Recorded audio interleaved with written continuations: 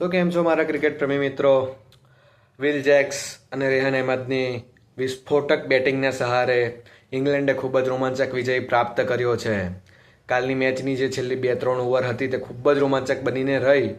હવે પાકિસ્તાન જે કાલની મેચની રિઝલ્ટ જે ઈચ્છતું હતું તેને મળ્યું છે.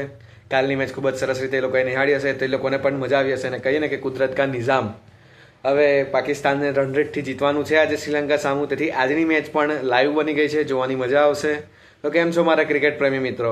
આજે એક નવા પ્રિવ્યૂ અને વ્યૂવાળા વિડીયોમાં આપનું હાર્દિક સ્વાગત છે.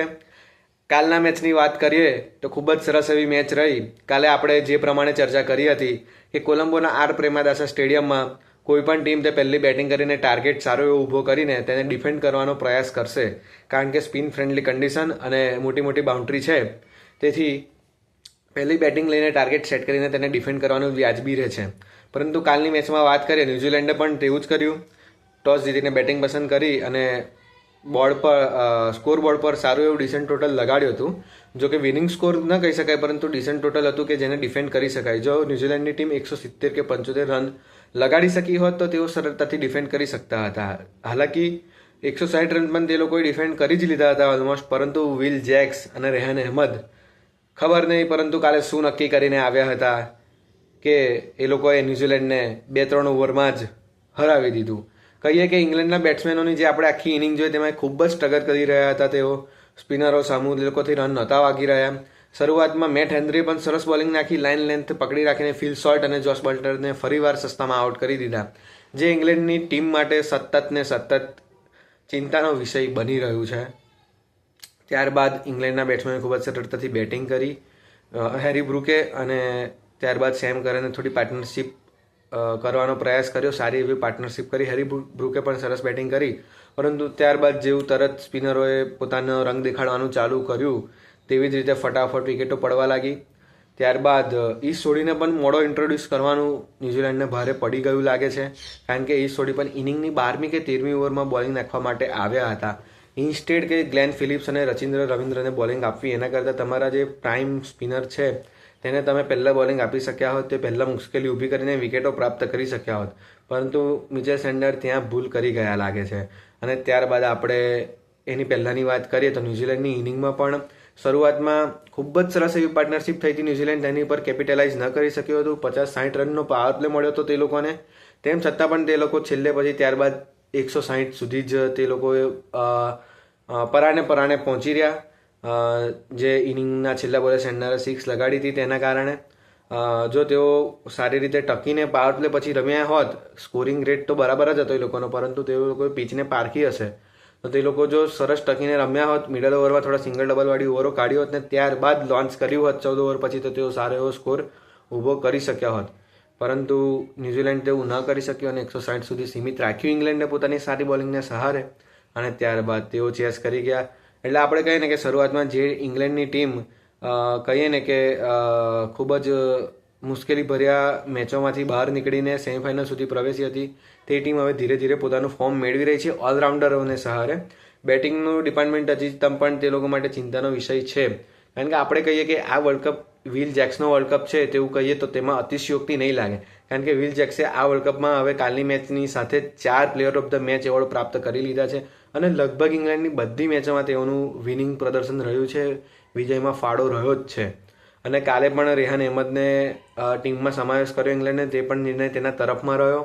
ઇંગ્લેન્ડને તેઓએ સ્પિન બોલિંગમાં તો સરસ વિકેટો અપાવી જ, પરંતુ ત્યારબાદ બેટિંગમાં પણ આવીને ઇનિંગના બીજા જ બોલે તેઓ જે સ્ટેપ આઉટ કરીને 6 ફટકારી હતી તે પણ કહીએ ને કે એક હિંમતભરી બેટિંગ જ કહી શકાય. ત્યારબાદ વિલ જેક્સે પણ 6 મારી, એ આપણે કહીએ કે મેચનો ટર્નિંગ પોઈન્ટ એ પણ કહી શકાય કે ગ્લેન ફિલિપ્સને ઓવર આપી, તેની જગ્યાએ મિચેલ સેન્ડર મેટ હેનરી પર ભરોસો કરીને તેની 2 ઓવર બાકી હતી તો તેને આપી શક્યા હોત, થોડી પેસ મળી હોત, સ્લોઅર બોલ નાખ્યા હોત તો કદાચ રેહાન અહેમદ તેટલો ટાઈમ કરીને બોલ ના મારી શકતા, સ્ટેપ આઉટ કરીને ના મારી શકતા. તેથી આપણે કહીએ કે ટોટલી કહીએ કે કેપ્ટન્સીમાં તેમની મિસ કેલ્ક્યુલેશન થઈ છે અને આ મેચ હવે ઇંગ્લેન્ડ જીતી ગયું છે.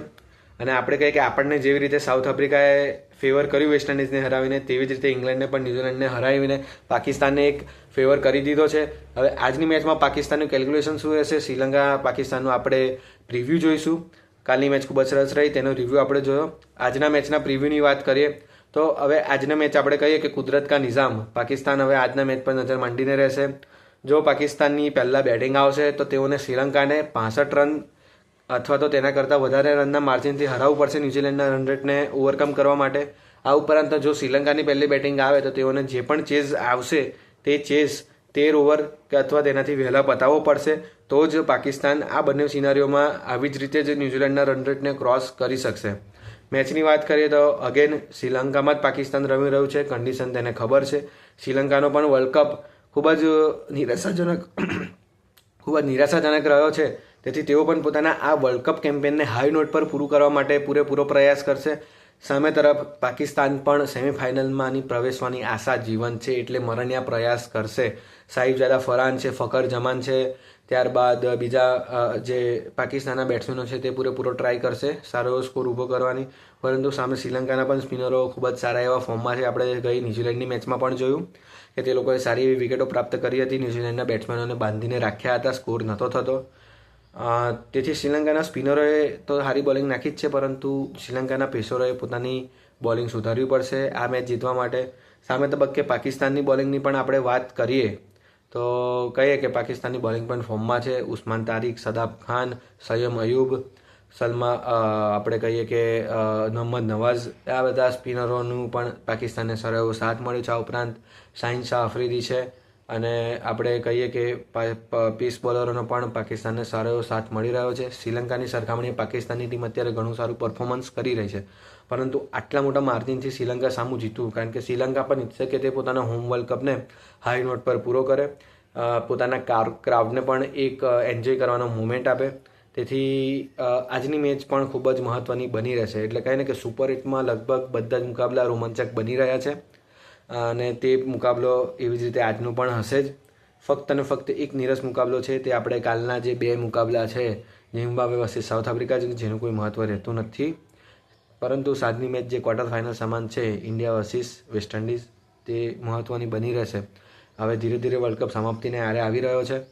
આપણે શ્રીલંકા અને પાકિસ્તાનની મેચનું પણ પ્રિવ્યૂ જોયું, એટલે આપણે કહીએ કે આજની મેચ પણ ખાસી એવી રોમાંચક બની રહેશે. બંને ટીમો મરણિયા પ્રયાસ કરશે, એટલે આપણે સૌ અનધર કહીએ ને કે ક્લેશ કહીએ કે શ્રીલંકા અને પાકિસ્તાનનો જોવાની મજા આવશે. જો તમને વિડીયો ગમ્યો હોય તો લાઈક કરો, શેર કરો અને ચેનલને સબસ્ક્રાઈબ કરો. આ હતો કાલની મેચનો રિવ્યૂ અને આજની મેચનો પ્રિવ્યૂનો વિડીયો. કાલની મેચના બંને જે કાલની મેચ છે તેના હવે પ્રિવ્યૂ માટે આપણે આવતા વિડીયોમાં મળીશું. ત્યાં સુધી સૌને સાઇન ઓફ.